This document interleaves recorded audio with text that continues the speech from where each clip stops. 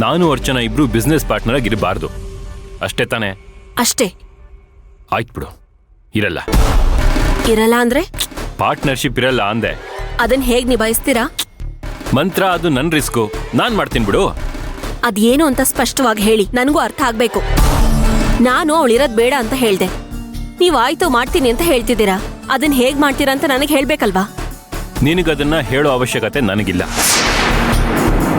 ಅವರು ನನ್ನ ಜೊತೆ ಬಿಸ್ನೆಸ್ ಪಾರ್ಟ್ನರ್ ಇರಬಾರ್ದು ಅಂತ ಹೇಳಿದೆ, ಇರಲ್ಲ ಅಂತ ಹೇಳ್ತಿದ್ದೀನಿ ತಾನೆ. ಅದನ್ನ ಹೇಗ್ ಮಾಡ್ತೀನಿ ಏನ್ ಮಾಡ್ತೀನಿ ಅನ್ನೋದು ನನಗೆ ಬಿಟ್ಟಿದ್ದು. ಈ ವಿಷಯನ ಇಲ್ಲಿಗೆ ಬಿಟ್ಬಿಡು ಮಂತ್ರ. ಏನ್ ಮಾಡ್ಬೇಕು ಹೇಗ್ ಮಾಡ್ಬೇಕು ಅನ್ನೋದನ್ನ ನೀನ್ ನಂಗೆ ಹೇಳಕ್ ಬರ್ಬೇಡ. ಹೇಳಕ್ ಬರಲ್ಲ, ಆದ್ರೆ ಕನ್ಫರ್ಮೇಶನ್ ಬೇಕಲ್ಲ. ಅದನ್ ಬಿಟ್ಟು ಮುಂದುವರ್ಸಿದ್ರೆ ನಿನ್ನತ್ರನ ಆ ಥರ ಎಲ್ಲ ಮಾಡಕ್ಕಾಗತ್ತಾ? ಮಾಡಕ್ಕೆ ನೀನ್ ಬಿಡ್ತೀಯ? ಪಾರ್ಟ್ನರ್ ಆಗಿ ಇರಬಾರ್ದು ಅಂತ ಹೇಳ್ದಲ್ಲಮ್ಮ, ಇರಲ್ಲ ಬಿಡು. ಒಂದ್ ವೇಳೆ ಮುಂದುವರಿಸ್ಬಿಟ್ರೆ ಕೈ ಕುಯ್ಕೊಂಡ್ಬಿಡ್ತೀಯಲ್ಲ, ನನಗ ಭಯ.